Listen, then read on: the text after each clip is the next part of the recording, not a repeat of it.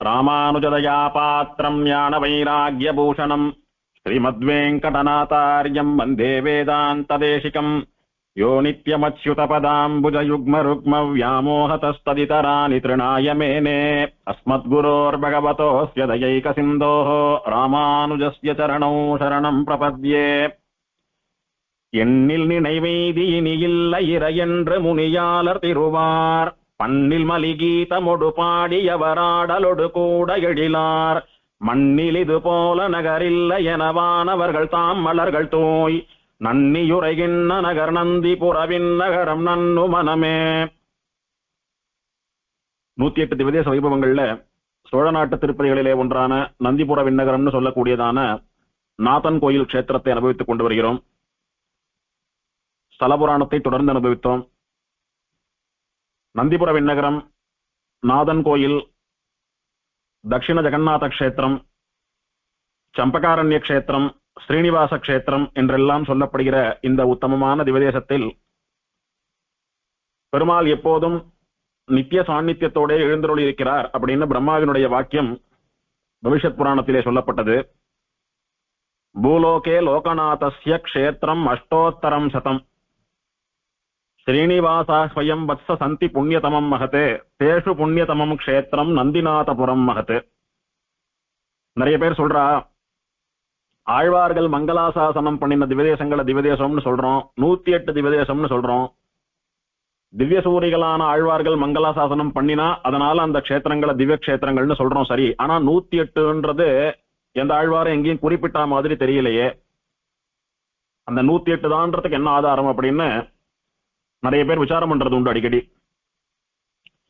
பல ஸ்தல புராணங்கள்ல பெருமாளுடைய வாக்கியமா, பெருமாளுடைய ஸ்தல புராணத்தை உபதேசிக்கக்கூடிய ரிஷியினுடைய வாக்கியமா, பிரம்மாவினுடைய வாக்கியமா, ருத்ரனுடைய வாக்கியமா, பல இடத்துல இந்த 108ன்னு சொல்லக்கூடியதான நம்பர் காணப்படுறது. அதே மாதிரிதான் நாரதர் கேட்டார்,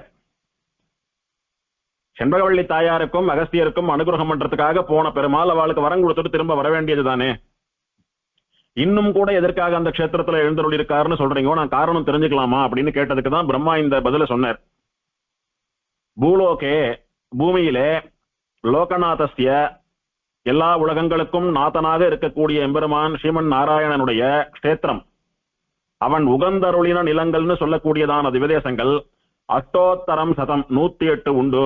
இதுல இருந்து 108 திவ்யதேசங்கள் அப்படின்னு புராணத்திலேயே சொல்லப்பட்டிருக்கிறதுன்னு ஆதாரம் தெரியுது. இந்த ஒரு இடத்துல மட்டுமல்ல, பிரம்மாண்ட புராணமோ பவிஷ்யத் புராணமோ பல இடங்கள்ல சொன்ன விஷயம் இது.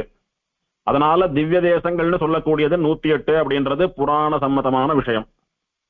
அதிலே ஸ்ரீனிவாச கஷேத்திரம் என்று பெயர் பெற்ற இந்த நந்திநாதபுரம் என்கிற நந்திபுர விண்ணகரம் ரொம்ப உசந்த கஷேத்திரம் அப்படின்னு சொல்லப்படுறது. இருக்கிறதுலயே அதிகமான புண்ணியங்களை தரக்கூடிய, கூடிய சீக்கிரம் புண்ணியங்களை ஏற்படுத்தக்கூடிய, புண்ணிய பலன்களை தரக்கூடியதான புண்ணிய தமமான கஷேத்திரம், மகா புண்ணிய கஷேத்திரம். இது புனிதமான கஷேத்திரம். ஏற்கனவே ஸ்ரீனிவாச கஷேத்திரம்னு பேர் சொல்லிட்டாரே பிரம்மா, திரும்ப ஏன் நந்திநாதபுரம்னு சொல்லணும் அப்படின்னா, நிறைய ஸ்ரீனிவாச கஷேத்திரங்கள் உண்டு. திருநரையூர் என்கிற நாச்சியார் கோயிலுக்கு ஸ்ரீனிவாச கஷேத்திரம்னு பார்த்தோம். திருவேங்கடமலைக்கும் அந்த பேர் உண்டு. இன்னும் கூட நிறைய ஸ்ரீனிவாச கஷேத்திரங்கள் எல்லாம் உண்டு. எந்த ஸ்ரீனிவாச கஷேத்திரம் அப்படின்ற சம்சயம் வரக்கூடாதுன்றதுனால தெளிவா ஸ்ரீனிவாச கஷேத்திரம் என்கிற நந்திபுர விண்ணகரம் அப்படின்ற மாதிரி ஸ்ரீனிவாசா ஸ்வயம் வத்ச சந்தி புண்ணியதமம் மகத்து தேஷு புண்ணியதமம் க்ஷேத்திரம் நந்திநாதபுரம் மகத்து.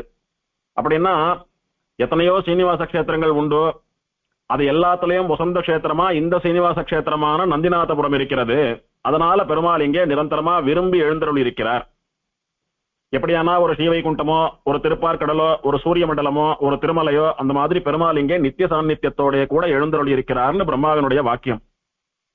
அதற்கு காரணம், பெருமாளுடைய மனசுக்கும் ஹிருதயத்திற்கும் ரொம்பவும் நெருக்கமானவளான, மிகவும் சந்நிகிதையான பெரிய பிராட்டியார் பெருமாளுடைய வக்ஷஸ்தலத்தை அடைவதற்காக இங்கு பெருமாளை நோக்கி தபஸ் பண்ணினால், அவளுக்காக பெருமாள் விசேஷமாக இங்கு சேவை சாதித்து அவளை தன்னுடைய மார்பிலே வக்ஷஸ்தலத்திலே ஏற்றுக்கொண்டு போக ஸ்ரீனிவாசனாக சேவை சாதிக்கிறான். இந்த பெருமாள் மூலவருக்கு போக ஸ்ரீனிவாசன் என்கிற ஸ்ரீனிவாசன் தான் திருநாமம். கஷேத்திரம் ஸ்ரீனிவாச கஷேத்திரம், மூலவருக்கு போக ஸ்ரீனிவாசன் என்கிற ஸ்ரீனிவாசன் திருநாமம். உற்சவருக்குத்தான் பிரசித்தமா ஜெகநாதன் திருநாமம்.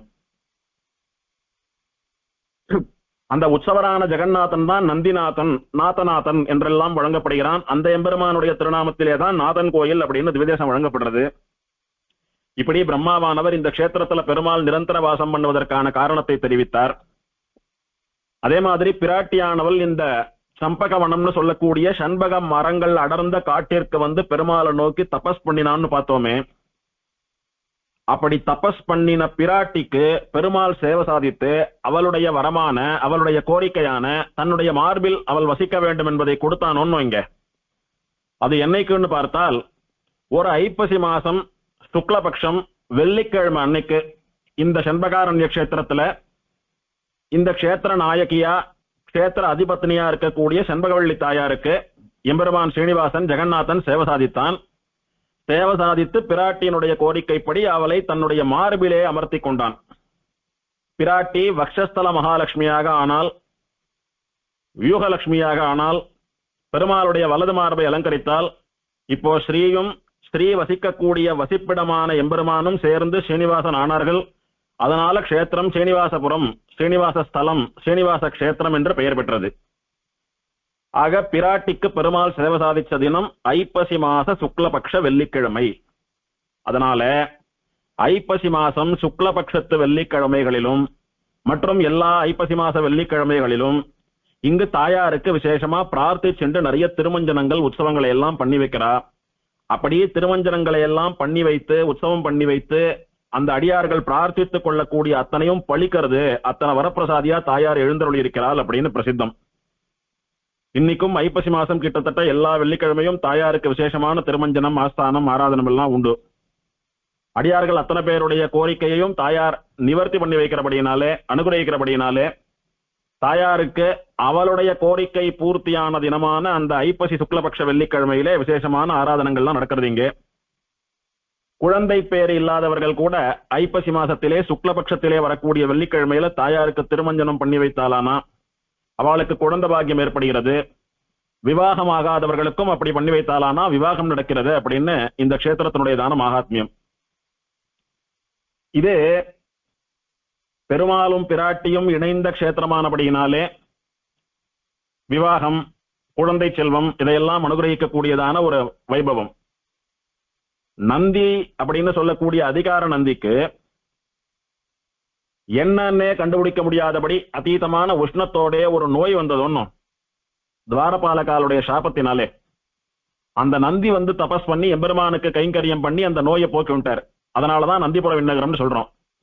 அந்த மாதிரி என்னன்னே கண்டுபிடிக்க முடியாத மாதிரியான கொடூரமான வியாதிகள்லாம் வந்தா இந்த க்ஷேத்திரத்துல வந்து இந்த நந்தி புஷ்கரணியில தீர்த்தமாடி இந்த ஜெகநாத பெருமாளை சேவிச்சு பிரார்த்திச்சுண்டா, இந்த தாயார பிரார்த்திச்சுண்டா அந்த நோய்கள் அவளுக்கு சஸ்தமாறுதுன்றதும் இந்த க்ஷேத்திரத்துல பழங்காலத்திலிருந்து இன்னைக்கு வரைக்கும் நடந்துட்டு இருக்கிறதான அதிசயம்.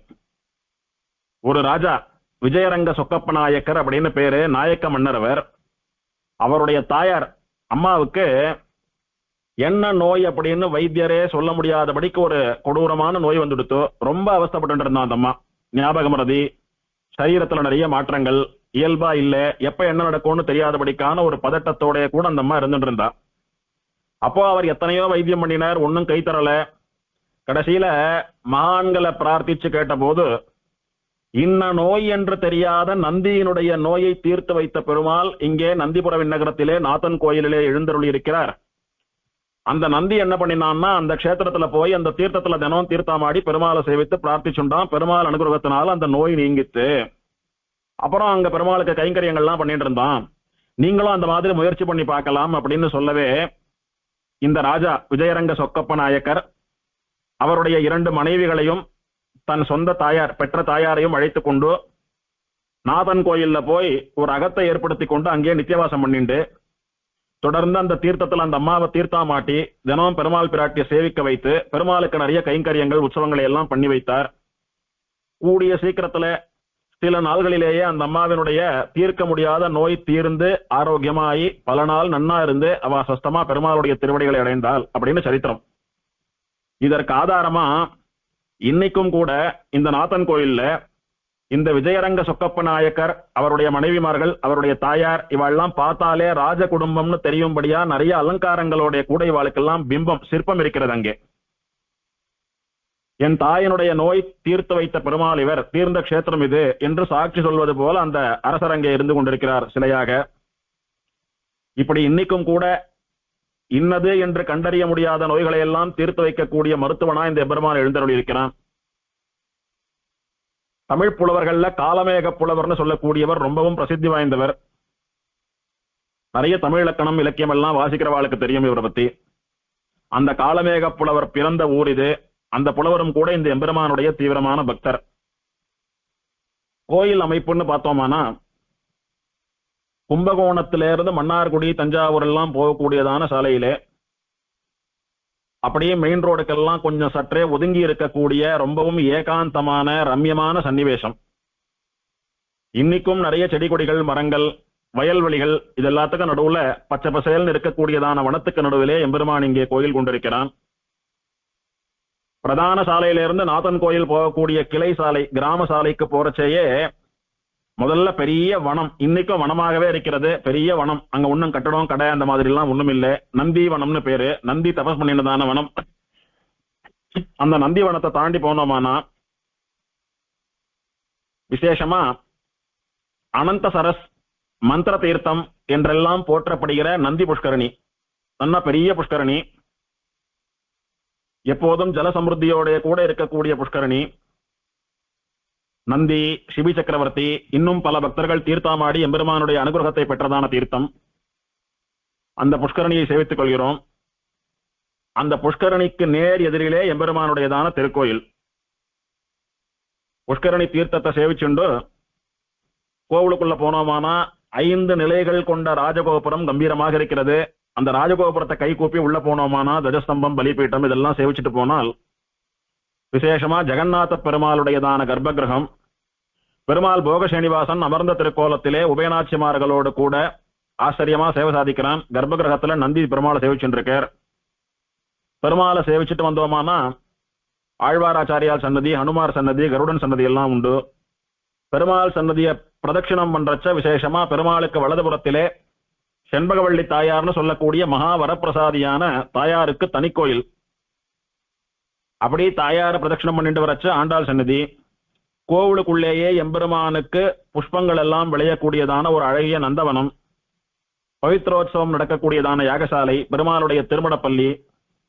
இதோடு கூட ரொம்பவும் எளிமையா கொஞ்சம் சன்னதிகளோட பார்ப்பதற்கு ரொம்பவும் சுலபமாக இருக்கக்கூடிய அழகான ஆலயம் எம்பெருமானுடைய ஆலயம்.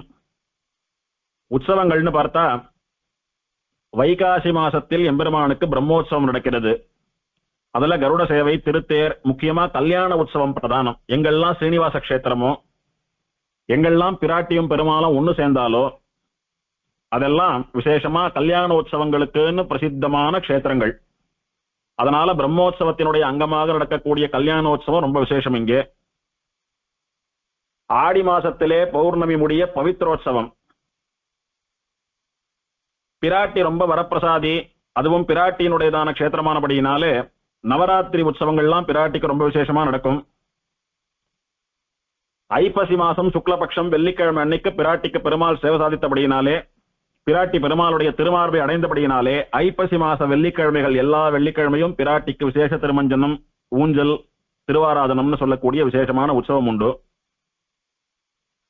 திருமங்கை ஆழ்வாராலே மங்களாசாசனம் பண்ணப்பட்ட திவதேசமானபடியினாலே திருமங்கை ஆழ்வார் திருநக்ஷத்திரமான கார்த்திகையில் கார்த்திகை இங்கு சாத்தமர் நடக்கிறது. ஸ்ரீவைகுண்ட ஏகாதசி உற்சவம் பிரதானமா நடக்கிறது. இவ்வளவுதான் உற்சவங்கள்னு சொன்னால். ஆழ்வார் அனுபவம்னு பார்த்தா திருமங்கை ஆழ்வார் மட்டும் பெரிய திருமொழியிலே 5ஆம் பத்து 10ஆம் திருமொழியாலே இந்த நந்திபுர விண்ணகரம்னு சொல்லக்கூடியதான நாதன் கோயிலை மங்களாதாசனம் பண்ணியிருக்கிறார்.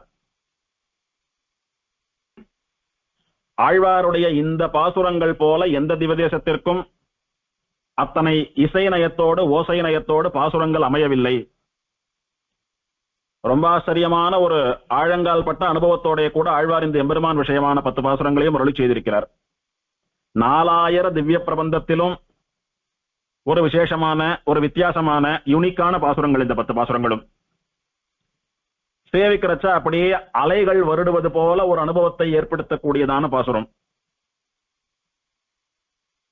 இந்த பாசுரத்தில் ஆழ்வார் நிறைய வார்த்தை விளையாட்டுகள்லாம் பண்ணியிருப்பார். அதாவது சேவிக்கிறவாளுடைய நாவை பதம் பார்க்கக்கூடிய வார்த்தைகள். கொஞ்சம் ஒரு வார்த்தையை மாத்தி சொன்னாலும் ரைமிங் போயிடும்னு சொல்லக்கூடிய அளவுக்கு ஜாக்கிரதையா சேவிக்கக்கூடியதான பாசுரங்கள். இந்த 10 பாசுரங்கள் ஆழ்வார் பொதுவா என்ன சொல்ல வர்றார் அப்படின்னா, சர்வ அந்தராத்மா பெருமாள், எல்லாருக்கும் அந்தராத்மாவாக அந்தர்யாமியாக இருந்து எல்லோரையும் நியமிக்கக்கூடியவன், எல்லோருடைய ஆபத்துகளையும் அவளுடையதான ஆபத்காலத்திலே போக்கி அவர்களுக்கு அனுகிரகம் பண்ணக்கூடியவன், வாழற நாள் முழுக்க அடியார்களுக்கு அனுகிரகம் பண்றது மட்டும் இல்லாம அவர்கள் வாழ்க்கைக்கு ஒரு பிரயோஜனமா அவளுக்கு மோட்சத்தையும் அனுகிரகிக்கக்கூடிய ஒரே தெய்வம். இப்படி எல்லாருக்குள்ளே அந்தராத்மாவா இருந்து எல்லாரையும் நியமித்துக் கொண்டு வழி நடத்தி கொண்டு அவளுக்கு சாட்சியா இருந்துண்டு வாழ்நாள் முழுக்க அவளுக்கு தேவையான உதவிகளை எல்லாம் பண்ணி கொண்டு, குறிப்பா ஆபத்காலங்கள்ல அவளுக்கு அபயம் தந்து கொண்டு சரீர முடிவிலே அவளுக்கு மோட்சத்தை கொடுத்து நிரந்தரமான ஆனந்தத்தையும் கொடுக்கக்கூடிய எம்பெருமான் சர்வேஸ்வரனான ஸ்ரீமன் நாராயணன் நந்திபுர விண்ணகரம்னு சொல்லக்கூடியதான இந்த க்ஷேத்திரத்திலே விரும்பி வந்து நித்தியவாசம் பண்ணுவதற்கு துணிந்தான். எப்போதும் ஸ்ரீவைகுண்டத்திலே இருந்து கொண்டிருந்தால் எப்படி பூலோகத்த வாசிகளான அடியார்கள் எல்லாம் வந்து சரணாகதி பண்ணி மோட்சத்துக்கு வர வேண்டுமே, அவளுக்காக அவளுடையதான தேசத்திலே போய் குடிகொள்ள வேண்டும் அப்படின்னு நந்திபுர விண்ணகரத்திலே பெருமாள் வந்து சாஸ்வதமா எழுந்தருளி இருந்தான். இப்படி பூலோக வாசிகளான மனுஷா நமக்காகவே வந்து வைகுண்டத்திலேருந்து வந்து உட்கார்ந்து இருக்கிற பெருமாளை நாம் அங்க போய் சேவிக்கலாம். நமக்காக தானே பெருமாள் வந்து உட்கார்ந்து இருக்கார். யாரான ஒரு அடியவன் வரமாட்டானா, வந்து சரணாகதி பண்ண மாட்டானா, அவனுக்கு மோட்சம் தர மாட்டோமா, அவனுக்கு அனுகிரகம் பண்ண மாட்டோமான்னு ஏங்கிண்டு தானே ஒரு திவதேசத்திலும் அர்ச்சாவதாரமா பெருமாள் உட்கார்ந்துண்டும் படுத்துண்டோம் நின்றுண்டும் இருக்கார். அப்படி விசேஷமா நமக்காகவே ஸ்ரீவைகுண்டத்திலிருந்து வந்து இங்கேயே நிரந்தரமாக வசித்துக் கொண்டு பக்தன் வருவானா என்று காத்து கொண்டிருக்கிற பகவானை அவன் இடத்துக்கு போய் அவன் ஊர்ல போய் சேவிக்கலாம் அப்படின்னு திருமங்கை ஆழ்வாருக்கு தோன்றது. பெருமாள் என்ன சொல்றார்? இதே திருமங்கை ஆழ்வார் திருநெடுந்தாண்டகத்துல சொல்றச்ச, தானுகந்த ஊரெல்லாம் தன்பால் பாடின்னு எம்பெருமானுக்கு மிகவும் விருப்பமான திவ்யதேசங்களுக்கெல்லாம் போய் சேவித்து அவனுடைய திருவடிகளை தொழுது அவன் மேல கீர்த்தனம் ஸ்தோத்திரம் பாசுரம் எல்லாம் பண்ணணும், அது எம்பெருமானுக்கு ரொம்பவும் பிடிக்கும்னு ஆழ்வார் சொன்னாரே. அந்த மாதிரி இந்த நந்திபுர விண்ணகரமும் கூட அந்த எம்பெருமான் உகந்த ஊர், அவன் உகந்தருளின நிலம், அவனுக்கு பிடித்த திவ்ய கஷேத்திரம் இது. அதனால அவன் உகந்த ஊரான அவனுடைய நாதன் கோயிலுக்கு போய் அவன் திருவடிகளை சேவித்து அவன் மேல பாசுரம் பாடலாம் அப்படின்னு ஆழ்வாருக்கு மனசுல எண்ணம் தோன்றியது. திருமங்கை ஆழ்வாருக்கு ஆழ்வார் எங்க இருக்காரோ அங்க இருந்து புறப்பட்டு நந்திபுர விண்ணகரம் போறது கூட நாழியாகும் ஒன்னும். அதனால தான் அங்க போறது கூட பரவாயில்ல, தனக்கு முன்னால தன் மனசு அங்க போட்டோம். மனசு எப்ப நினைச்சாலும் எங்க வேணாலும் போகக்கூடியது ஒன்னும். மனோவேகம்னு சொல்றாலே, மனசாட்டம் வேகம் யாருக்கும் வராது ஒன்னும். அதனால நாம இங்க இருந்து நடந்தோ குதிரை மேலையோ பயணம் பண்ணி நந்திபுர விண்ணகரத்துக்கு போய் பெருமாளை சேவிக்கிறதுக்கெல்லாம் நாழியாகும். நாம போறதுக்கு முன்னாலேயே நம்ம மனசு அங்க போயிடணும். நம்ம மனசு போய் பெருமாள் அனுபவிக்கணும், மனக்கண்ணாலே பெருமாளை சேவித்து பாசுரம் பாட வேணும் அப்படின்னு இந்த 10 பாசுரங்களிலும் ஒரு பாட்டிலையும் நந்திபுர விண்ணகரம் நன்னு மனமே மனமே மனமே அப்படின்னு மனசுக்கு உபதேசம் பண்றார் ஆழ்வார். நந்திபுர விண்ணகரம் நாதன் கோயில் என்று சொல்லக்கூடியதான திவதேசத்திற்கு போய் சேரு மனமே. தாரார் கடல் வண்ணன் பின் போன நெஞ்சமும் வாராதே என்னை மறந்ததுதான். பெருமாள் பின்னால ஆழ்வார் போறது ஒரு பக்கம் இருக்கட்டும், பெருமாள் பின்னால போன ஆழ்வாருடைய மனசே பெருமாளுடைய இருந்துடுறதாம். நம்ம ஆழ்வாருடைய மனசாச்சே, நியாயமா அவரோட தான் இருக்கணும். ஆழ்வார் எதையான மனசால யோசித்தாரானா, மனசுன்னு சொல்லக்கூடிய நாமோ அவர் எதை பத்தி எல்லாம் யோசிக்கிறாரோ அங்கெல்லாம் போயிட்டு அடுத்த க்ஷணம் அங்க வந்துடணும் இல்லையோ, அதுதானே மனசுடைய சொரூபம். ஆனா ஆழ்வாருடைய மனசு ஆழ்வாரை விடவும் பரம பாகவதனாக இருக்கிறபடியினாலே இவரை விட வேகமா, இவரை விட இன்னும் கூட ஆசையோடு கூட எம்பெருமான் எங்கே எழுந்தருள் இருக்கிறானோ அந்த இடங்களுக்கெல்லாம் போறது. ஆனா போனா திரும்ப ஆழ்வார் இடத்துல வருவதில்லை, அங்கேயே தங்கி விடுகிறது பெருமாளுடைய கூட.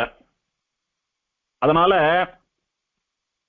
பெருமாளை சேவிக்கணும்னு சொன்னா நமக்கும் முன்னாலே முண்டி அடித்துக் கொண்டு முந்திக் கொண்டு போய் சேவிக்கக்கூடியது மனசு. அதனால முதல்ல அது போட்டோங்க அப்படின்னு மனசே நந்திபுர விண்ணகரம் நன்னு. விஷய சுகங்கள்ல மண்டி இருக்காதே, சிற்றின்பங்களிலே மண்டி இருக்காதே, அழியக்கூடிய போகங்களிலே உன்னை செலுத்திக் கொள்ளாதே, சாஸ்வதமான எம்பெருமானுடைய திருவடிகளை அவன் சாஸ்வதமாக நித்தியவாசம் பண்ணக்கூடிய நந்திபுர விண்ணகரத்துல போய் சேவிக்கிற வழியை பார் அப்படின்னு மனசுக்கு உபதேசம் பண்றார் ஆழ்வார். இங்கே இது நமக்கும் உபதேசம். இந்த கஷேத்திரத்துல ஆச்சரியமா பிராட்டிக்காகவே வந்து எழுந்தருளி இருக்கிற பெருமாள் ஜெகநாதன் என்கிற ஸ்ரீனிவாசன் பஞ்சபூதங்களுக்கும் அந்தர்யாமியாக இருந்து கொண்டு இந்த பஞ்சபூதமயமான சரீரம் என்ன, பிரகிருதி என்ன, லோகங்கள் என்ன எல்லாத்தையும் இயக்கிக் கொண்டிருக்கிறான். இப்ப நம்ம சரீரமே பஞ்சபூதாத்மகம் அப்படின்னு சொல்றோம். பஞ்சபூதங்கள் கலந்ததுதான் நம்முடைய உடம்புன்னு சொல்றோம். நாம் கண்ணாலே பார்க்கக்கூடிய இந்த லோகம் பிரகிருத்தின்னு சொல்றோமே, அதுவும் பஞ்சபூதங்களினுடைய கலவையினாலே உண்டானதுன்னு சொல்றோம். இந்த பஞ்சபூதங்கள் 5ன்னு சொல்றோம். அதெல்லாம் ஒன்னா சேர்ந்து இதுதான் சரீரம், இது மனுஷன், இது மிருகம், இது பக்ஷி, இது உலகம் அப்படின்னு எல்லாம் சொல்றாலே, பஞ்சபூதங்களையும் நாம நினைச்சா அந்த மாதிரி மனுஷனாவோ பக்ஷியாவோ மிருகமாவோ லோகமாவோ மாத்த முடியுமா? எம்பெருமான் பஞ்சீகரணம்னு சொல்லக்கூடியதான ஒரு காரியத்தை சிருஷ்டி காலத்துல பண்றான். அப்படி அவன் பண்றதுனாலதான் பஞ்சபூதங்களும் சேர்ந்து ஏதோ ஒரு ரூபத்திலே ஒரு சரீரமா பிரகிருத்தியா நடமாடின்னு இருக்கிறது. அப்போ அதெல்லாம் இப்படி இருப்பதற்கு யாரு காரணம்? ஒரே காரணம் அப்படின்னா அதுக்கெல்லாம் அந்தர்யாமியா அதுக்குள்ள நித்தியவாசம் பண்ணி கொண்டிருக்கிற, ஸ்திரவாசம் பண்ணி கொண்டிருக்கிற, அதை விட்டு நீங்காமல் இருக்கிற பெருமாள் தான் காரணம். அதனால பஞ்சபூதங்களுக்கெல்லாம் அந்தர்யாமியாக இருக்கக்கூடிய எம்பெருமான், ஜனனம் மரணம் இதையெல்லாம் கட்டுப்படுத்தக்கூடிய பெருமாள், வாழ்க்கையில் அனுபவிக்கக்கூடிய சுகம் துக்கம் இதுக்கெல்லாம் சாட்சியா இருக்கிற பெருமாள், உறக்கமோடு இறக்கை, மனுஷன் ஓய்வெடுக்கிறதோ அல்லது மனுஷனுடைய வாழ்விலே இருந்து அவன் விடைபெற்றுக் கொண்டு மரணம் எய்துவதோ இதெல்லாம் கூட அந்த ஜீவனுடைய கர்மாவின்படி எம்பெருமான் சாட்சியா அந்தர்யாமி சாட்சியாவே நடக்கிறது. உறங்கும் போதும் கூட அந்தர்யாமியா இருக்கிற பெருமாள் தான் இந்த சரீரத்தை ரட்சிக்கிறான், இந்த ஜீவனை ரட்சிக்கிறான். மரண காலத்திலும் மரணத்தினாலே ஏற்படக்கூடியதான வலி அந்த ஜீவனை ஹிம்சை பண்ணாமல் அதை எம்பெருமான் தாங்கிக் கொள்கிறான். இப்படி ஜீவனுக்கு பிறப்பிலிருந்து இறப்பு வரைக்கும் எல்லா அனுகிரகங்களையும் பண்ணக்கூடிய, ஜீவனுக்கும் பஞ்சபூதங்களுக்கும் அண்ட சராசரங்களுக்கும் அந்தர்யாமியாக இருந்து நியமிக்கக்கூடிய எம்பெருமான் தான் ஜெகநாதன் என்கிற பெயரிலே இந்த நந்திபுர விண்ணகரத்திலே நித்தியவாசம் பண்ணி கொண்டிருக்கிறான். சரி சுவாமி, பிறந்ததுல இருந்து வாழ்நாள் முழுக்க அனுகிரகம் பண்ணார். சில பேர் மோட்சம் போறதுக்கு அனுகிரகம் பண்ணார், அவெல்லாம் மோட்சத்துல போய் நித்திய ஆனந்தத்துல இருந்துருக்கா. ஆனா எல்லாரும் மோட்சம் போறதா தெரியலையே. பெருமாள் எத்தனை அனுகிரகம் பண்ணாலும் பெருமாள் காட்டி கொடுத்த உபாயங்களான பக்தியோ பிரபத்தியோ அனுஷ்டித்து மோட்சம் போகாதவான்னு தான் நிறைய பேர் இருந்துருக்கா. அவெல்லாம் உஜ்ஜீவனம் பண்றதுக்குன்னு பெருமாள் ஒண்ணுமே பண்ண மாட்டேரா? அவ பாட்டுக்கு அப்படி இருந்துருக்க வேண்டியதுதானா? அப்படின்னா பிரளய காலத்திலே ஜீவன் பக்தியோ பிரபத்தியோ அனுஷ்டிக்க முடியாத நிலையில இருக்கிறது. எதனால அப்படின்னா சரீரமே கிடையாது அதுக்கு. அந்த ஜீவன்களை எல்லாம் சூக்ஷ்ம வஸ்துவாக மாற்றி பெருமாள் வயிற்றிலே வைத்துக் கொண்டு ரட்சிக்கிறான். பிரளய காலத்துல எல்லாத்துக்கும் சரீரம் இல்லாத போயிடுறது. திரும்பவும் சிருஷ்டி காலத்துல பெருமாள் சரீரம் கொடுக்கிறானே, அந்த சிருஷ்டியே எதனால அப்படின்னா சரீரம் இல்லாமல் இருக்கக்கூடிய ஜீவன் என்னதான் பெருமாள் வயிற்றிலே வைத்து ரட்சிக்கப்பட்டாலும் அந்த ஜீவனுக்கு பகவான் அனுபவிக்கக்கூடியதான மோட்ச சுகம் எல்லாம் இப்ப கிடைக்காது. அல்லது இப்போதுதான் எம்பெருமானுடைய வயிற்றில் இருக்கிறோமே, இங்கிருந்தபடியே பக்தியோ பிரபத்தியோ பண்ணலாம்னு சொல்லக்கூடியதான தசையும் அதற்கு வாய்க்காது. ஏன்னா சரீரம் இருந்தால்தான் கைங்கரியமோ பக்தியோ பிரபத்தியோ எது வேணாலும் பண்ண முடியும். இத்தனை காலம் சரீரத்தில் இருந்தப்போ அந்த உபாயம் பக்தியோ சரணாகத்தியோ பண்ணணும்ன்ற எண்ணம் வரல இதுக்கு. எப்படியோ எல்லாரும் அழிந்தாக வேண்டிய சமயம்னு சொல்லக்கூடியதான பிரளய சமயத்திலே அழியக்கூடிய வஸ்துக்களை எல்லாம் மாத்திரம் பெருமாள் அழிச்சுட்டு நித்திய வஸ்துக்களான ஆத்மாக்களை எல்லாம் வயத்துல வைத்து ரட்சிக்கிறான். அப்போது சரீரம் இல்லாதபடியினாலே இந்த ஜீவர்களுக்கு கரை சேரக்கூடியதான வாய்ப்பு இல்லாமல் போகிறது. இத்தனை காலை வாழலாம், இத்தனை ஜன்மாக்கள் எடுத்து திரும்ப திரும்ப உழண்டு வந்தாலும் என்னைக்காவது ஒரு நாள் பக்தியோ பிரபத்தியோ பண்ணி வைகுண்டத்துக்கு வரலையே, சரி இவாளுக்கு இன்னொரு வாய்ப்பு கொடுப்போம் அப்படின்னு கருணையினாலதான் பெருமாள் சிருஷ்டியே பண்றான். அப்பா, நீ பிறந்ததுல இருந்து இறக்குற வரைக்கும் வாழ்நாள் முழுக்க எத்தனையோ ஜென்மங்கள்ல உனக்கு எவ்வளவோ பண்ணி பார்த்துட்டேன். நீ ஒன்னும் சரணாகதி பண்ணி பக்தி பண்ணி என்னன்னு வர மாதிரி தெரியல. இனிமேல் உன்னை நினைச்சு நான் வருத்தப்படுறதா இல்லைன்னு பெருமாள் நிருகதியா விட்டுடுறது இல்ல. பிரளய காலம் வரைக்கும் திருந்தாத மகாத்மாக்களை மகானுபாவர்களை கூட பெருமாள் கருணையோடு கூட இன்னொரு சரீரத்தை கொடுத்து இன்னொரு ஜென்மாவை கொடுத்து சிருஷ்டிக்கிறான். அப்படி கருணாமூர்த்தியான எம்பெருமான் தான் இந்த நந்திபுர விண்ணகரம்னு சொல்லக்கூடியதான நாதன் கோயிலே எழுந்தருளி இருக்கிறான். மனசே, நீ அவனை போய் சேவி. அசுரா ராட்சசா இவெல்லாம் நல்லவா, பாகவதா, தர்ம ரீதியிலே வசிக்கக்கூடியவா, தேவர்கள் ரிஷிகள் இவாளையெல்லாம் ரொம்ப ஹிம்சை பண்ணிட்டு வந்த போதெல்லாம் பாதிக்கப்பட்ட நல்லவா எல்லாரும் இந்த எம்பெருமானுடைய திருவடிகள்ல தான் போய் நின்று பிரார்த்தித்தா. துஷ்டாலான அசுரர்களிடத்திலிருந்து ராட்சசாலிடத்திலிருந்து எங்களை ரட்சிக்கணும்னு பிரார்த்தித்தா. அப்போது அவளுடைய எலும்பெல்லாம் அப்படியே நொறு நொறுன்னு அப்பலாம் நொறுங்குறாப்புல நொறுக்கி அவளை சம்ஹாரம் பண்ணின பெருமாள் இவர். நமக்கு ஜன்மா கொடுக்கறதோ, சரீரம் கொடுக்கறதோ, நமக்குள்ள அந்தரியாமியா இருக்கிறதோ இதோட நின்றுடல பெருமாள். பேராபத்துகள் வரச்ச கூட யார் அந்த ஆபத்தை நல்கிறானோ, யார் அந்த ஆபத்தை விளைவிக்கிறானோ அவனையே உண்டில்லைன்னு பண்ணி அவளுடையதான சரீரங்கள் அழியும்படியா, அவளுடையதான பாவ பரம்பரை நிற்கும்படியா பண்ணி அவளுடைய எலும்புகளும் கைகால்களும் தலைகளோடு கூட பொடி பொடியாகும்படி அவர்களை அம்பு எய்து கொன்ற ஸ்ரீராமனவன். எத்தனையோ குரூரமான ராட்சதர்களை எல்லாம் வதம் பண்ணி அவர்களுடைய கோரப்பிடியிலிருந்து லோகத்தை ரட்சிச்சிருக்கான். இந்த எம்பெருமான் தான் மாலி சுமாலின்னு சொல்லக்கூடிய ராவணனுடைய பூர்வர்களை சம்ஹாரம் பண்ணுவதற்காக ருத்ரன் தலைமையிலே எல்லாரும் போய் பிரார்த்தித்த போது அவதாரம் எடுத்து அவர்களை நான் பார்த்துக் கொள்கிறேன், அழிக்கிறேன் அப்படின்னு சொல்லி வாக்கு கொடுத்த பெருமாள். அதன்படி அவதார காலத்துல ராவணன் வரைக்கும் எல்லாரையும் சம்ஹாரம் பண்ண பெருமாள். அந்த மகாவீரனான எம்பெருமான் ஆபத்காலத்திலே அடியவர்களை வந்து ரட்சிக்கக்கூடிய எம்பெருமான். நாந்தகம்னு சொல்லக்கூடியதான வாள் என்ன, ஸ்டாரங்கம்னு சொல்லக்கூடிய வில் என்ன, சுதர்சனம்னு சொல்லக்கூடிய சக்கரம் என்ன, கௌமோதகின்னு சொல்லக்கூடியதான கதை என்ன, பாஞ்சஜன்யம்னு சொல்லக்கூடியதான சங்கு என்ன, இப்படி 5 ஆயுதங்களையும் தன்னுடைய அழகான கைகளாலே ஏந்தி கொண்டு இந்த கஷேத்திரத்திலே அமர்ந்து கொண்டிருக்கிறான் பெருமாள். பெருமாள் பிராட்டிக்கு சேவை சாதித்த போதும் சரி, பெருமாள் நந்திக்கு சேவை சாதித்த போதும் சரி, பெருமாள் சிவி சக்கரவர்த்திக்கு சேவை சாதித்த போதும் சரி, 3 சமயங்களிலும் பெருமாள் பஞ்சாயுதங்களோட சேவை சாதித்தான்னு ஸ்தல புராணம். சர்வஜ்ஞரா வேத புராண இதிகாசங்களை எல்லாம் எம்பெருமானாலே அறிவிக்கப்பட்ட அறிந்தவரான ஆழ்வார் அதை வெளியிடுறார். இங்க மூலவரை போய் சேவித்தோமானா மேல் 2 திருக்கரங்களால சங்க சக்கரங்களை ஏந்தின்றிருப்பார், கீழே 2 திருக்கரங்கள் ஆச்சரியமா அபயஹஸ்தமும் ஆகவான ஹஸ்தமும் தான் இருக்கும். ஆயுதம்னு பார்த்தா 2 தான் வச்சுட்டு இருப்பார். அதே மாதிரி உற்சவர் திருமேனியோடு இருக்கக்கூடிய ஆயுதங்கள்னு பார்த்தா சங்கு சக்கரம் மட்டும். கதைய ஊனின் இருக்கிற ஹஸ்தம், ஆனா கதையை சமர்ப்பிக்கலாம், வேணாம்னா களைஞ்சுடலாம். இன்னொரு கைய அபயஹஸ்தமா வச்சுட்டு இருக்கார். அப்படி இருக்கிறச்ச ஆழ்வார் பஞ்சாயுதங்களையும் ஏந்தின்னு இருக்கான்னு சொன்னது, பஞ்சாயுதங்களை ஏந்தி கொண்டு வந்து பிரத்யக்ஷகாராளுக்கெல்லாம் சேவை சாதித்த பெருமாள் இங்கே அமர்ந்து கொண்டிருக்கிறான் அப்படின்னு ஸ்தல புராணத்தை காட்டுறார் ஆழ்வார். பித்ருவாக்கிய பரிபாலனம் பண்ணுவதற்காகவே ஒரு அவதாரம் சக்கரவர்த்தி திருமகன் சொல்லக்கூடிய ஸ்ரீராமாவதாரம். பிதாவினுடைய வாக்கை காப்பாற்ற வேண்டும் என்பதற்காக சக்கரவர்த்தியாக பிறந்திருந்தும் நாடோடி போலே தம்பியோடும் பிராட்டியோடும் அதி உஷ்ணமான காட்டிலே சஞ்சரித்துக் கொண்டு வந்த ஸ்ரீராமன் தான் அதி உஷ்ணமான நோயாலே பாதிக்கப்பட்ட நந்தியினுடையதான சாபத்தை நீக்கிய நந்திநாதன் இந்த ஊர்ல. மனசே, நீ அவனை போய் சேவி. கிருஷ்ணாவதாரத்திலே தந்தையான நந்தகோபருடையதான பாவத்தையும் துக்கத்தையும் போக்கினவன், ஆய்ப்பாடி வாசிகளுடைய துக்கங்களை எல்லாம் போக்கி அவர்களுக்கு இன்பத்தை நன்மையை பயந்தவன். அப்படி ஆபத்து காலத்துல தன்னை சூழ்ந்திருக்கிற தன்னை ஆசிரித்த பக்தாளுடைய கஷ்டங்களை எல்லாம் நீக்கக்கூடிய கண்ணன் தான் இந்த நந்திபுர விண்ணகரம்னு சொல்லக்கூடியதான நாதன் கோயிலிலே எழுந்தருள் இருக்கிறான். நாம அவனை ஆசிரியச்சவா தானே. நாம எப்போதும் நந்தகோபரை போலவும் ஆய்ப்பாடி வாசிகளைப் போலவும் அவன் சம்பந்தத்தோட அவன் காலையே சுத்தி வரவா தானே. அதனால நமக்கும் ஏதாவது துக்கம் கஷ்டம்னு வந்தால்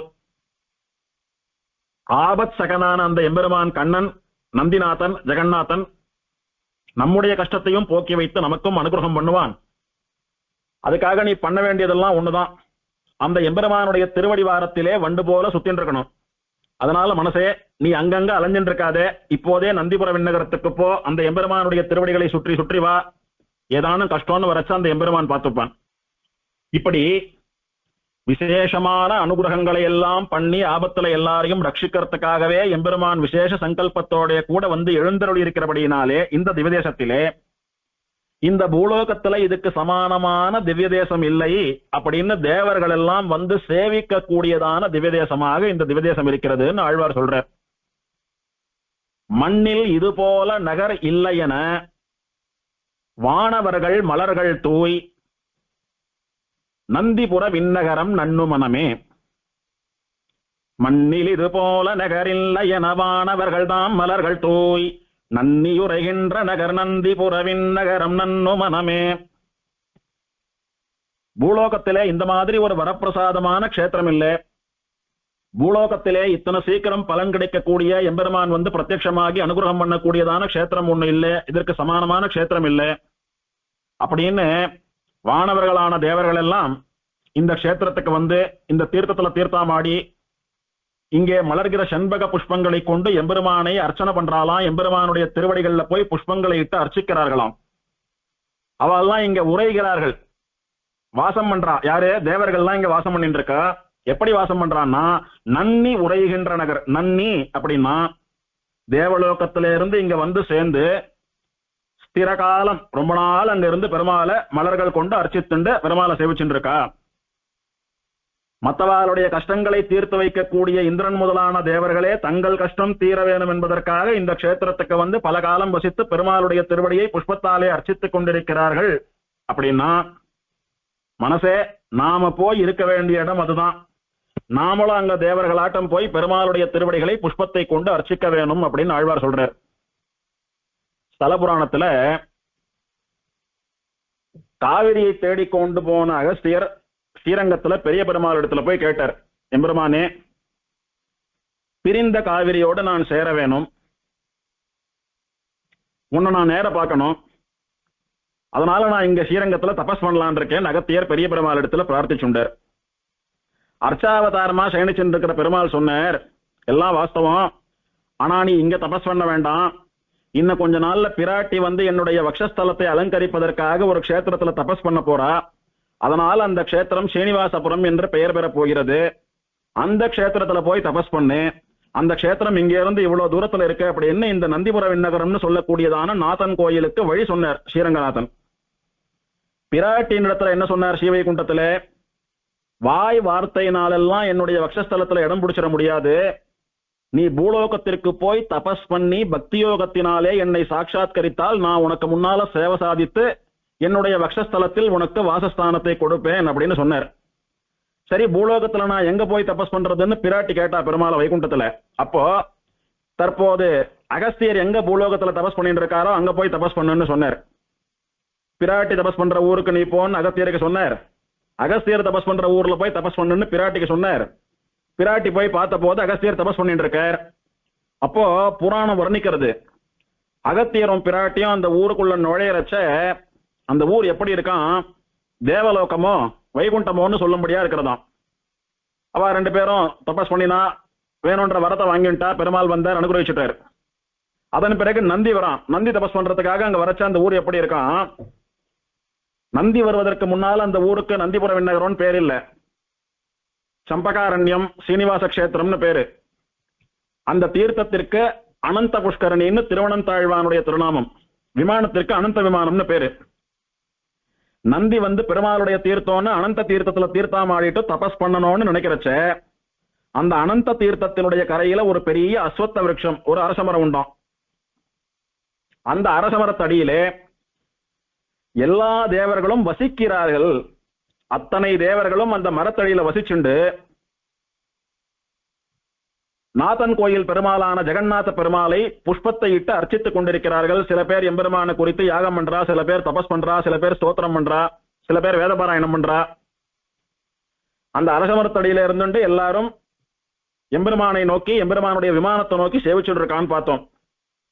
அந்த ஸ்தல புராணத்தை ஆழ்வார் ஆச்சரியமா காட்டுறார். வானவர்கள் தாம் மலர்கள் தூய் புஷ்பங்களை தூவி எம்பெருமான சேவிக்கிறா. எப்படின்னா இங்கேயே நித்தியவாசம் பண்ணிட்டு சேவிக்கிறா. என்ன சொல்லி சேவிக்கிறா? மண்ணில் இது போல நகர் இல்லை, பூலோகத்துல இந்த க்ஷேத்திரத்துக்கு துல்லியமான க்ஷேத்திரம் இல்லைன்னு சொல்லி எம்பெருமான அர்ச்சிக்கிறா.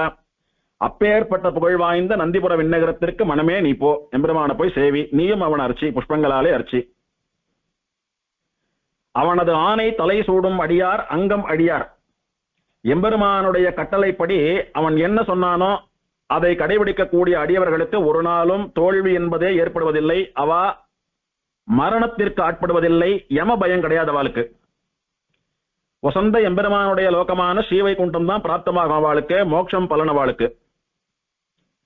சாஸ்திரத்துல நாம எப்படி இருக்கணும்னு பெருமாள் சொல்றாரோ அந்த மாதிரி இருந்துண்டு மோக்ஷார்த்தமா அந்த பெருமாளுடைய திருவடிகளில் சரணாகதி பண்ணிண்டு பெருமாள் என்ன சொன்னாரோ அதை மட்டும்தான் கேட்பேன், பெருமாளுக்கு பிடிக்காத விஷயங்களை பண்ண மாட்டேன்னு சங்கல்பம் பண்ணிட்டு இருக்கக்கூடிய அவனுடைய அடியவர்களுக்கு ஒரு நாளும் அழிவு என்பதே இல்லை. அவர்கள் பெருமாளாட்டமா நிரந்தரமா ஸ்ரீவைகுண்டத்துல நித்யானந்தத்திலே இருந்து கொண்டிருப்பார்கள். அதனால மனசே, அப்பேற்பட்ட எம்பெருமான் எழுந்தருள் இருக்கக்கூடிய நந்திபுர விண்ணகரத்துக்கு போய் சேர். ஒரு பாட்டுல ஆழ்வார் சொல்றார், நங்கள் பெருமான் உரையும் நந்திபுர விண்ணகரம் நன்னு மனமே. நங்கள் பெருமான் அப்படின்னா நம் பெருமாள், எங்க பெருமாள் அப்படின்னு சொல்றார் ஆழ்வார். அது என்ன நம் பெருமாள் எங்க பெருமாள்? ஒரு அபிமானத்தினால சொல்றாரா? இப்ப நாதன் கோயில் பெருமாள் நங்கள் பெருமாள் அப்படின்னா வேற ஊர் பெருமாள் எல்லாம் நம்ம பெருமாள் இல்லையா? இல்ல ஸ்ரீவைகுண்டம் பெருமாள், திருப்பார்கடல் பெருமாள் எல்லாம் நம்ம பெருமாள் இல்லையான்னா ஆழ்வார் இங்க எதுக்கு அந்த வார்த்தையை பயன்படுத்துறாரு அப்படின்னா, பர அவஸ்தை நித்தியசூரிகளுக்காக, வியூகாவஸ்தை பிரம்மருத்ராதிகளினுடைய பரிபவ சமனார்த்தம், அவதாரங்கள் வசுதேவர் சக்கரவர்த்திகள் தொடக்கமாக பாக்யாதிகளுக்காக, பிற்பாடான நம்போல்வாருக்காகவே அர்ச்சையில் உகந்தருடைய நிலங்கள் அப்படின்னு வியாக்கியானம். இங்கே ஸ்ரீவைகுண்டத்தில் இருக்காரே பெருமாள், அவர் நித்தியசூரிகளுக்கும் உபாய அனுஷ்டானம் பண்ணி மோட்சம் போன முக்தாத்மாக்களுக்கும் மட்டுமே உரியவர். நாம் எல்லாம் ஸ்ரீவைகுண்டநாதன் தியானம் பண்ணலாம், நினைக்கலாம், இங்க இருந்தபடி சேவிக்கலாம். ஆனா இப்போ இந்த இடத்துல இருந்துட்டு இந்த சரீரத்துல இருந்துட்டு அவன் அனுபவிக்க முடியுமோ? சரி, நம்மளை விட்டுடலாம். பிரம்மா ருத்ரன் இந்திரன் இவாள்லாம் அனுபவிக்க முடியுமோ? நித்தியசூரிகளையும் முக்தாத்மாக்களையும் ஸ்ரீவைகுண்டத்துல யார் இருக்காளோ அவளை தவிர யாராலையும் அந்த எம்பெருமான அனுபவிக்க முடியாது. அதனால பரமபதநாதனாக இருக்கக்கூடிய பெருமான் நித்திய முக்தர்களுக்காக மட்டுமே. வியூகம்னு சொல்லக்கூடிய க்ஷீராப்தி திருப்பார்கடல்ல இருக்கிற பெருமாள் பிரம்மா ருத்ரன் இந்திரன் முதலான தேவர்களினுடைய கஷ்டத்தை தீர்ப்பதற்காக அவளுக்கான பெருமாள் அவர். தேவர்களுக்கும் ரிஷிகளுக்குமான பெருமாள். நாம இந்த சரீரத்தோட அங்க போய் அந்த பெருமாளை சேவிக்கிறது அவர் அனுபவிக்கிறதெல்லாம் ஆகாத காரியம். சரி, நமக்காக பூலோகத்திலே வந்து பெருமாள் அவதாரம் பண்ணினாரே, அதெல்லாம் நமக்கு தானே சொந்தம் அப்படின்னா அது வேற காலம், இது வேற காலம். எப்பயோ பெருமாள் அவதாரம் பண்ணிட்டு போனார், நாம இப்ப இங்கே இருந்துட்டு இருக்கோம். அந்த பெருமாளை நெருங்கி அனுபவிக்கிறது, நேர பார்த்து அனுபவிக்கிறதெல்லாம் நமக்கு கை கூடுமா? அவள்லாம் எதுக்கு வந்து அவதாரம் பண்ணினா? ஒரு வசுதேவரோ ஒரு தசரத மகாராஜனோ இவெல்லாம் பெருமாளை பிரார்த்திச்சுண்டு யாகம் பண்ணினா, தபஸ் பண்ணினா, அவளுடைய முயற்சியினால அவளுக்கு அனுகிரகம் பண்றதுக்காக, அவளுடைய பாக்கிய விசேஷத்தினால அவளுடைய வயத்துல பெருமாள் பிள்ளையா பிறந்தான். அவளுக்கு அனுபவம் கொடுக்கறதுக்காக அந்த காலத்துல அந்த ஊர்ல அந்த தேசத்துல அந்த எம்பெருமான் எங்கெல்லாம் போனானோ அவனை யாரெல்லாம் சேவித்தாலோ சந்தித்தார்களோ அவ கொடுத்து வைத்தவா ராமனையும் கண்ணனையும் அனுபவித்தார். நமக்கு பிரத்யட்சமா ராமனுடைய அனுபவம் கண்ணனுடைய அனுபவம் எல்லாம் கிடைக்கலையே. சரி, நமக்கு யாராலதான் அனுகிரகம், நமக்கு எந்த பெருமாள் தான் கதின்னா நமக்காகவே வந்து ஸ்திரமாக இந்த பூலோகத்திலே எழுந்தருள் இருக்கிற அர்ச்சாவதார மூர்த்திகளான திவ்யதேச பெருமாள்கள் தான் நமக்கெல்லாம் கதி. அதனால இவர் நித்திய முக்தர்களுடைய பெருமாள் அல்ல, இவர் தேவர்களுடைய ரிஷிகளுடைய பெருமாள் அல்ல, இவர் யாகமும் தபஸும் பண்ணி பெற்ற வசுதேவர் சக்கரவர்த்தியான தசரதர் முதலியவர்களுடைய பெருமாள் அல்ல, சாமான்யமான மக்கள் மனுஷா நம்மளுடைய பெருமாள் இவர். அர்ச்சாவதாரமா இருக்கிற பெருமாள் இவன் வந்து சரணாகதி பண்ணாதான் மோட்சம் கொடுப்பேன், அவன் வந்து பண்ணா கொடுக்க மாட்டேன்னு சொல்லுவானா? யார் வந்து சரணாகதி பண்ணாலும் மோட்சம் கொடுக்கறதுக்காக தான் பெருமாள் எழுந்தருளி இருக்கிறார். எம்பெருமான் தான் மோட்சத்துக்கான ஒரே வழின்னு தெரிஞ்சுண்டு சித்தோபாயமா இருக்கக்கூடிய அவனுடைய திருவடிகளை யார் வந்து சரணாகதி பண்ணாலும் இல்லைன்னு சொல்லாமல் மோட்சம் தரக்கூடிய பெருமாள்.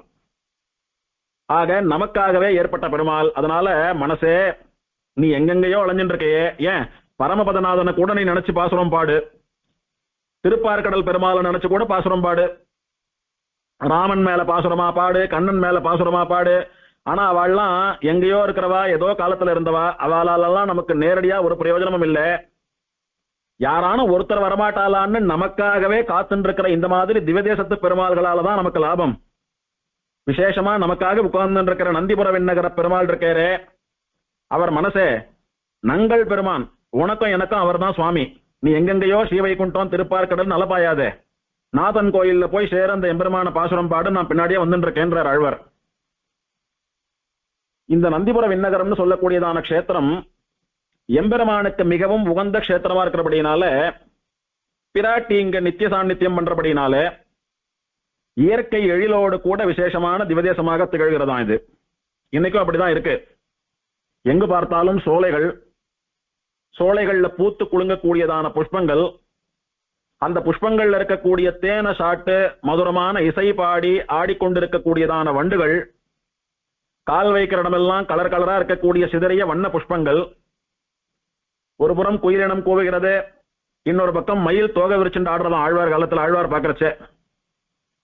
இப்படி இங்க இருக்கக்கூடிய அத்தனை ஜீவராசிகளும் நன்னா சாட்டு சந்தோஷமா குளிர்ச்சியா இருந்துருக்கிறபடினாலே மனசாந்தியை தேடி வந்து யாகம் தபஸ் ஜபம் ஹோமம் இதெல்லாம் பண்ணக்கூடிய ரிஷிகள்லாம் நிறைய பேர் இந்த க்ஷேத்திரத்துல வந்து அங்கங்க ஆசிரமம் அமைத்துக் கொண்டு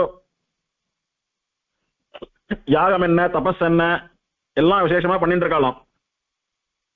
இப்படி பல காரணங்களினாலே தேவர்கள், ரிஷிகள், அரசர்கள், பக்தா, பட்சிகள், ஜந்துக்கள் இவா எல்லாருக்கும் எல்லா விதமான ஆனந்தங்களையும் ஏற்படுத்தக்கூடிய க்ஷேத்திரமானபடியினாலே மண்ணில் இது போல நகர் இல்லை, பூலோகத்திலே இதுக்கு சமானமான ஒரு க்ஷேத்திரம் இல்லை அப்படின்னு ஆழ்வார் கொண்டாடுறார். இந்த எம்பெருமான் தான் நித்திய விபூதி லீலா விபூதின்னு சொல்லக்கூடிய ரெண்டு லோகங்களையும் சிருஷ்டித்து இயக்கிக் கொண்டிருப்பவன். இந்த எம்பெருமான் தான் உப்புக்கடல், கருப்பஞ்சாற்று கடல், தேன் கடல், நெய்க்கடல், தயிர்கடல், பார்க்கடல், நன்னீர் கடல்னு சொல்லக்கூடியதான 7 சமுத்திரங்களை சிருஷ்டித்தவன்.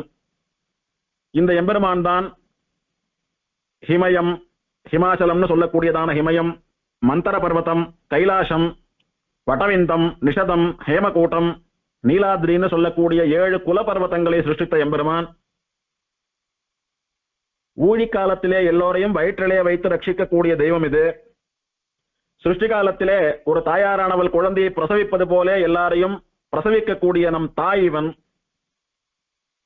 இப்பேற்பட்ட எம்பெருமானை சேவிக்காமல் மனசே நீ எங்கெங்கயோ சுத்தின்றிருக்கையே, அந்த எம்பெருமான் இப்போது நித்திய சாநித்தியம் பண்ணி கொண்டிருக்கிற இடம் நந்திபுர விண்ணகரம். அதனால அங்க போய் அந்த எம்பெருமான சேவி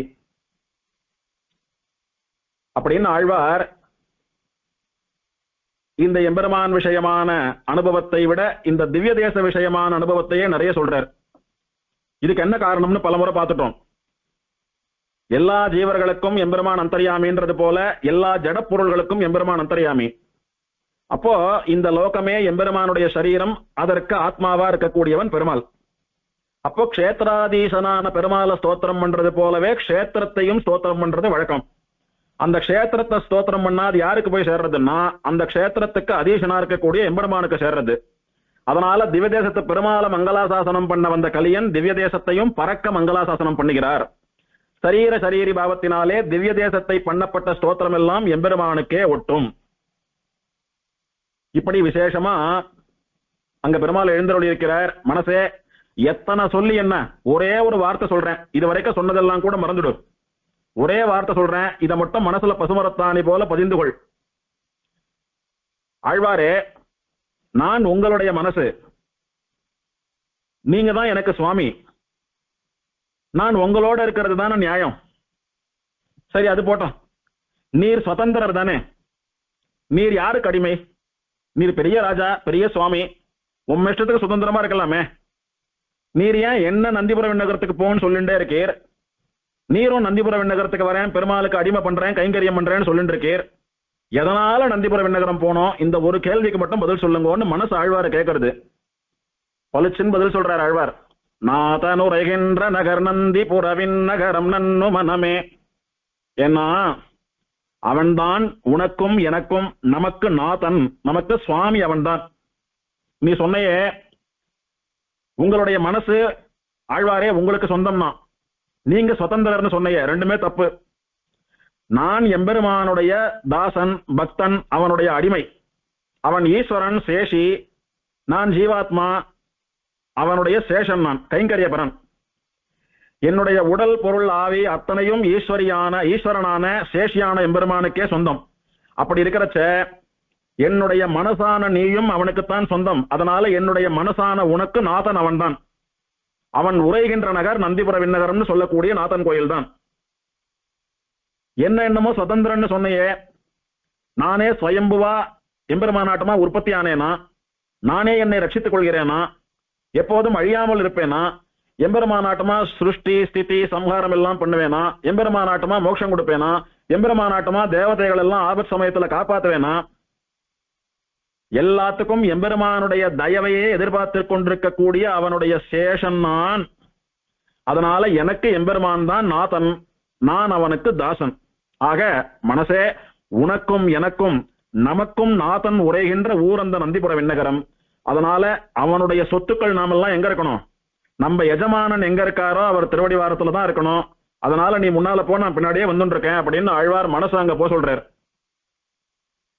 நந்தி பணி செய்த நகர் நந்திபுர விண்ணகரம். இந்த கஷேத்திரத்திற்கு நந்திபுர விண்ணகரம் எப்படி பெயர் வந்தது? நந்தி வந்து தபஸ் பண்ணி தன்னுடைய உஷ்ண நோய் போகணும்னு பிரார்த்தித்தான். சரின்னு பெருமாள் அனுகிரகிச்சுட்டார். நான் இங்க தபஸ் பண்ணதுக்கு அடையாளமா இந்த கஷேத்திரம் என்னுடைய பெயராலே வழங்கப்பட வேணும், இந்த தீர்த்தம் என் பெயராலே வழங்கப்பட வேணும், எம்பெருமானே நீயும் எனக்கு சுவாமி, எனக்கு அனுகிரகித்தவன் என்கிற பெயரை பெற வேணும்னு நந்தி பிரார்த்தித்தார்.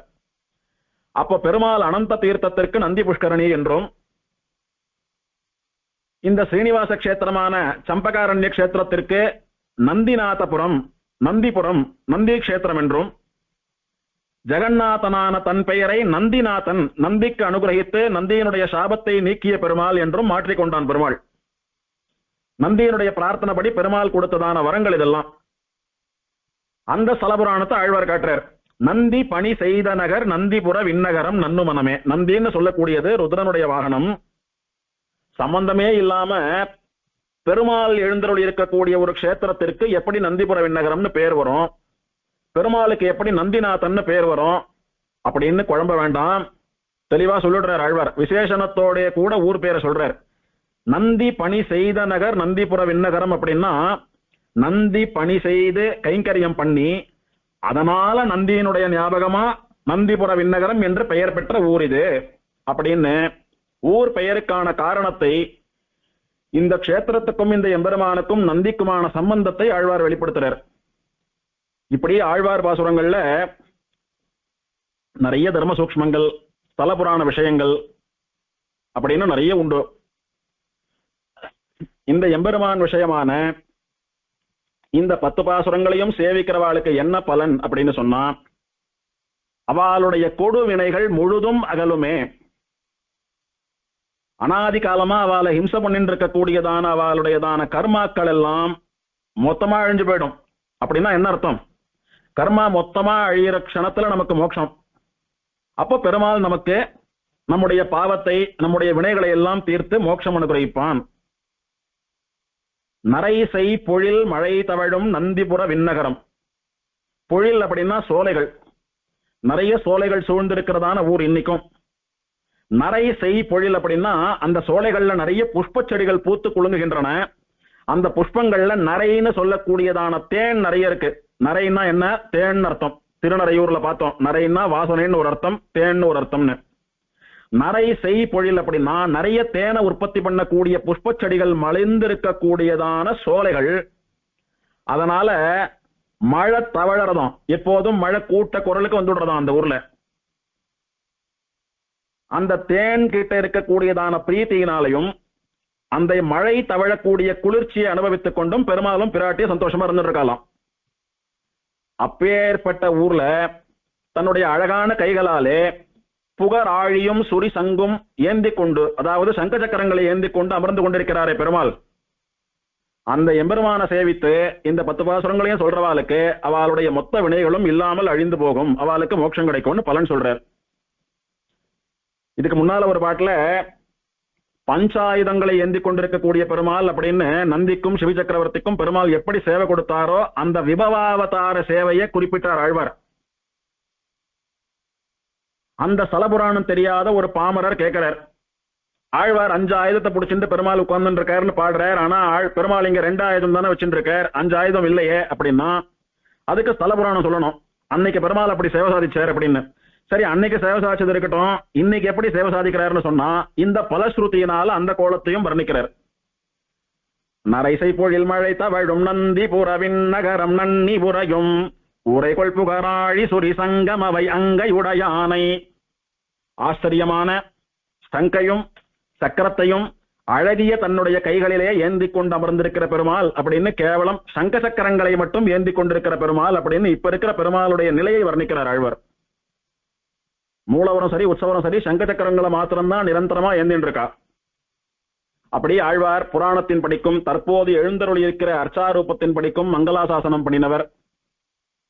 இதே எம்பெருமான் விபவாவதார மூர்த்தியா வந்து சேவை சாதித்து பிரத்யட்சமா பேசினானே சிபியோடு நந்தியோடு பிராட்டியோடு அகஸ்தியோடு எல்லாம், அப்போதிருந்த கோலத்தையும் ஆழ்வார் மங்களாசாசனம் பண்ணினார். அர்ச்சாவதாரமாக உரைகிற கோலத்தையும் ஆழ்வார் மங்களாசாசனம் பண்ணினார். ஆழ்வார் காலம் வேற, பெருமாள் வந்திவாளுக்கெல்லாம் சேவை சாட்ச காலம் வேற. எப்படி பெருமாள் எப்படி இருக்காருன்னு ஆழ்வாருக்கு தெரியும். மயர் வர மதிநலம் அருளினன் எவனவன். எம்பெருமான் சர்வத்தையும் காட்டிக் கொடுக்க கண்டு பிரத்யக்ஷீகரித்து வேதம் போலே திவ்ய பிரபந்தங்களை வெளியிட்டவர்கள் ஆழ்வார்கள்னு சம்பிரதாயம். அதனால ஆழ்வார்களுக்கு அவளுடைய ஞானத்திற்கு விஷயமாகாத ஒரு விஷயம் கிடையாது. அவளுக்கு எல்லா விஷயங்களையும் அனுகிரகிப்பவன் எம்பெருமான் தான் அப்படின்ற ரகசியம் இதுல இருந்து வெளியாறுது. பிள்ளை பெருமாள் ஐயங்காருடைய பாடல், செயற்கரிய செய்யோமை செய்யாமல் நெஞ்சே மயக்குமார் ஐவர் வலியான யக்களவி சிந்திபுரவின் நகரம் என்பர் திருச்செங்கண்மால் நந்திபுரவின் நகரம் நாடு.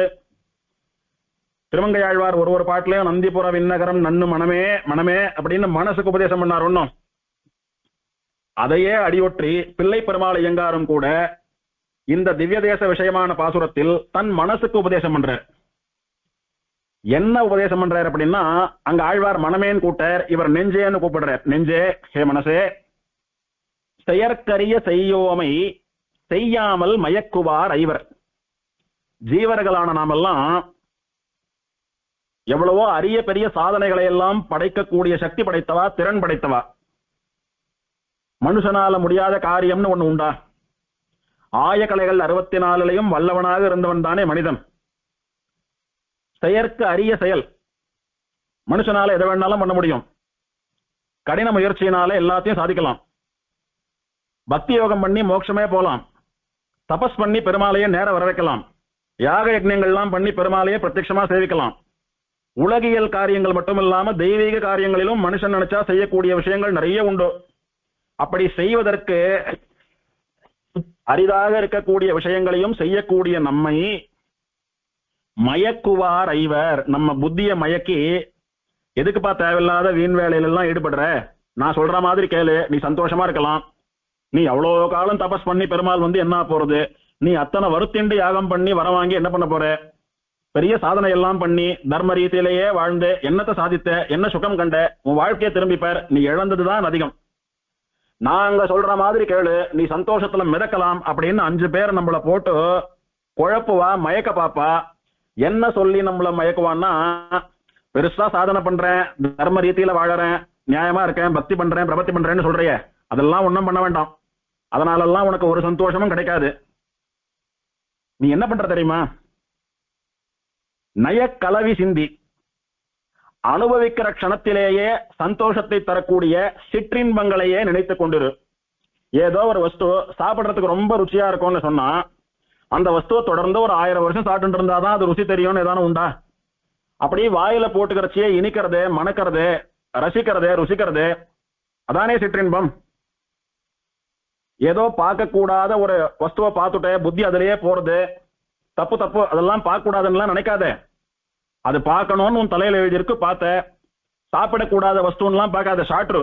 நாக்குக்கு ருச்சி தான் முக்கியம், ஷாட்ரு. போகக்கூடாத இடம், பண்ணக்கூடாத காரியம் அப்படின்னு எல்லாம் ஒண்ணுமே கிடையாது. அந்த க்ஷணத்திற்கு உனக்கு ஏற்படக்கூடியதான அல்ப சுகங்கள், மின்னலை போலே ஒரு க்ஷணம் வந்துட்டு போனாலும் இனிக்கக்கூடிய சிற்றின்பங்கள் தான் முக்கியம். அப்படி வாழற போதே அந்த க்ஷணத்திலேயே அனுபவிக்கக்கூடிய சிற்றின்பங்கள் தான் உன்னை சந்தோஷமா வச்சுட்டு இருக்கோம். அதை விட்டுட்டு இது வரைக்கும் யாரும் கண்ணால பார்க்காத எங்கேயோ இருக்கிற மோட்சத்தை பத்தி எல்லாம் எதுக்கு சிந்திச்சுட்டு இருக்க? நயக்கலவி சிந்தி, அப்போதைக்கு அப்போது இன்பத்தை தரக்கூடிய சிற்றின்பங்களிலே ஈடுபடு. விண்ணகரம் புற, நீ நினைச்சா இந்திரனுடைய லோகமான தேவலோகத்தை கூட ஆள முடியும். சொர்க்கலோகத்துக்கு நான் தான் அடுத்த இந்திரன், அதுக்கு முயற்சி பண்ணு அப்படின்னு அகங்கார பாதையிலே, அழிவு பாதையிலே அந்த 5 பேரும் நம்மள மயக்க அழிச்சுட்டு போவா. அவ யாருன்னா பஞ்சேந்திரியங்கள்னு சொல்லக்கூடிய நம்முடைய ஐம்புலன்கள். அதனால தர்ம ரீதியில நல்லபடியா வாழ்ந்து மோட்சம் போகணும்னு நடிக்கக்கூடிய ஒரு ஜீவன் இந்த மோசமான குழப்பவாதிகள், மயக்கரவாலான பஞ்சேந்திரியங்கள் என்று சொல்லக்கூடிய ஐம்புலன்களுக்கு ஒரு நாளும் ஆட்படக்கூடாது. அவ கிட்ட நீ தாழ்ந்து போகாதே. என்னைக்கும் ஐம்புலன்கள் நமக்கு கண்ட்ரோல்லே இருக்கணும். ஐம்புலன்களுக்கு நீதான் சுவாமி. உனக்கு அது சுவாமியா இருக்க கூடாது. உனக்கு அது சுவாமியா இருந்தா அழிவு பாதையில தான் நீ போவ. நயக்கலவி சிந்தி, விண்ணகரம் புற, சர்க்கலோகத்தை ஆட்சி பண்ணு, அத்தியத்தை அனுபவி அப்படின்னு ஒண்ணு நிறைய குழப்புவா என்பர் என்று சொல்லி குழப்புவார்கள். நீ அதெல்லாம் பண்ணாதே. அவ சொல்றதெல்லாம் செய்யாமல், அவ சொல்ற வழியிலெல்லாம் போகாம, அதெல்லாம் கேட்காம, அந்த துர்போதனைகளுக்கெல்லாம் ஆட்படாமல் என்ன பண்ற தெரியுமா? திருச்செங்கன்மால் நந்திபுர விண்ணகரம் நாடு. செண்பகவள்ளி நாச்சியார்னு சொல்லக்கூடிய பிராட்டியோட கூட சிவந்த கண்களை உடைய புண்டரீகாட்சனான ஸ்ரீனிவாச பெருமாள், போக ஸ்ரீனிவாசன், ஜெகநாதன் எழுந்தருளி இருக்கக்கூடிய நந்திபுர விண்ணகரம் நாடு, அந்த ஊரை தேடி போய் என்ன பண்ணணும் சுவாமி? ஒண்ணும் பண்ண வேண்டாம், ஊருக்கு போனாலே போறோம்.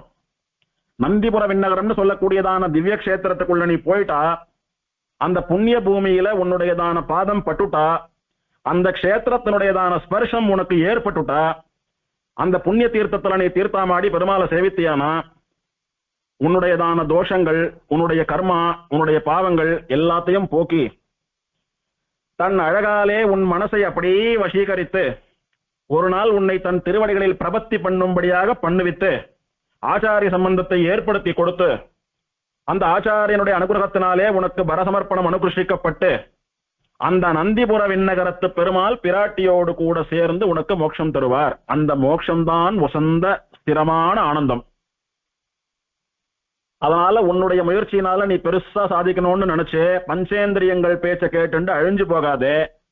சுலபமா சொல்றேன், நந்திபுர விண்ணகரத்துக்கு போய் அந்த கஷேத்திரத்துக்கு போனியானாலே போறோம். பெருமாளுடைய அனுகிரகத்தினால உனக்கு மோட்சம் வரைக்கும் அனைத்தும் கைபுகுரும். உள்ளங்கை நெல்லிக்கனி அப்படின்னு ஆழ்வாருடைய 10 பாசுரங்களினுடைய சுருக்கமா ஐயங்காருடைய பாசுரம். கடைசியா விஷ்ணு ஸ்தலாதர்ஷத்திலே வர்ணிக்கப்பட்டதான தியான ஸ்லோகம். திவ்யே நந்திவனே ஹரிஸ்திரி ஜகதாம் நாதஹ சநாம்னா சததே தேவி சம்பகவல்லிகா பரசரே தன்மந்திர தீர்த்தம் சரஹ ஸ்ரீமன்மந்திர விமான மத்திய விலசதே பశ్చాన్ముఖः சூரிபிः தேவீபிः சஹ நந்திகேஸ்வர தபஸ்சாக்ஷாத் கிருதோ பாசதே. திவ்யமான அழகான எம்பெருமானுக்கு மிகவும் உகந்த நந்திவனம் என்று பெயர் பெற்றதான வனத்திலே, நந்திபுரம் என்று பெயர் பெற்ற ஊரிலே, ஹரிஹி நம்முடைய பாவங்களை எல்லாம் போக்கக்கூடிய பெருமாள், ஸ்ரீ ஜெகதாம் நாதஹா ஜெகநாதன். எந்த ஜெகத்துக்கு நாதன் அப்படின்னா 3 லோகங்களுக்கும் நாதன், அத்தனை அண்டச்சராச்சரங்களுக்கும் நாதனான ஜெகநாதன், நாதன் தெய்வங்களுக்கெல்லாம் தெய்வம். ச நாம்னாச்ச தத் தேவி சம்பகவல்லிகா பரிசரே. ஜெகநாதன் என்கிற பெயரோடே கூட, நாதன் என்கிற பெயரோடே கூட தன்னுடைய மனைவியான செண்பகவள்ளி தாயாருக்கு அருகிலே தன் மந்திர தீர்த்தம் சரகா மந்திர புஷ்கரணின்னு சொல்லக்கூடிய குளக்கரையிலே எழுந்தருளி இருக்கிறான். பெருமாள் எங்கே எழுந்தருளி இருக்கிறான்? மந்திர விமானம்னு சொல்லக்கூடிய விமானத்தினுடைய நடுவிலே அமர்ந்து கொண்டிருக்கிறான். பశ్చాన్ముఖः மேற்கு பார்த்தபடியாக பெருமாள் எழுந்தருளி இருக்கிறான். சூரிபிஹி தேவீபிஹி சஹ நந்திகேஸ்வர தபஸ்சாக்ஷாத் கிருதோ பாசதே. நந்திகேஸ்வரன் சொல்லக்கூடிய அதிகார நந்தி தபஸ் பண்ணின போது ஸ்ரீதேவி பூமி தேவின்னு சொல்லக்கூடிய பிராட்டிமார்களோடும், சூரிபிகி நித்திய சூடிகளான ஜெய விஜயர்களோடும் அவர்களுக்கு சேவை சாதித்த எம்பெருமான், நந்திக்கு பிரத்யட்சமா நந்தியாலே சாட்சாத்காரம் பண்ணப்பட்ட எம்பெருமான் இங்கே நிரந்தரமாக வாசம் பண்ணி கொண்டிருக்கிறான். அந்த எம்பெருமானை சேவித்து நம்முடைய இஷ்டங்களை எல்லாம் பூர்த்தி பண்ணிக் கொள்வோம். திவ்யே நந்திவனே ஹரிஸ்திரி ஜகதாம் நாதஹ சநாம்னா சததே தேவி சம்பகவல்லிகா பரிசரே தன்மந்திர தீர்த்தம் சரஹ ஸ்ரீமன்மந்திர விமான மத்திய விலசதே பశ్చాన్ముఖः சூரிபிஹ தேவீபிः சஹ நந்திகேஸ்வர தபஸ்சாக்ஷாத் கிருதோ பாசதே. மிகவும் திவ்யமான அழகான நந்திவனம்னு சொல்லக்கூடிய இந்த ஊரிலே 3 லோகங்களுக்கும் நாதனான ஜெகநாதன் எம்பெருமான் செண்பகவள்ளி தாயாரோடைய கூட மந்திர தீர்த்தத்தினுடைய கரையிலே மந்திர விமானத்துக்கு நடுவே அமர்ந்து கொண்டு, மேற்கு பார்த்தபடி அமர்ந்து கொண்டு உபயநாச்சிமார்களோடும் ஜெய விஜயர்களோடும் நந்திக்கு சேவை சாதித்தவனாக இந்த ஸ்தேத்திரத்திலே எழுந்தருளி இருக்கிறான் அப்படின்னு தியான ஸ்லோகம். இதோட நந்திபுர விண்ணகர திவ்யதேச வைபவம் முடிகிறது. ஸ்ரீய காந்தாய கல்யாண நிதயே நிதயேர்த்தினாம் நந்திபுர நிவாசாய ஸ்ரீனிவாசாய மங்களம். ஸ்ரீமதே சண்பகவல்லி நாயிகா சமேத ஜெகநாத பரபிரம்மணே நமः. ஆழ்வார் எம்பெருமானார் சீரார் தூப்புள் திருவேங்கடமுடையான் திருவடிகளே சரணம்.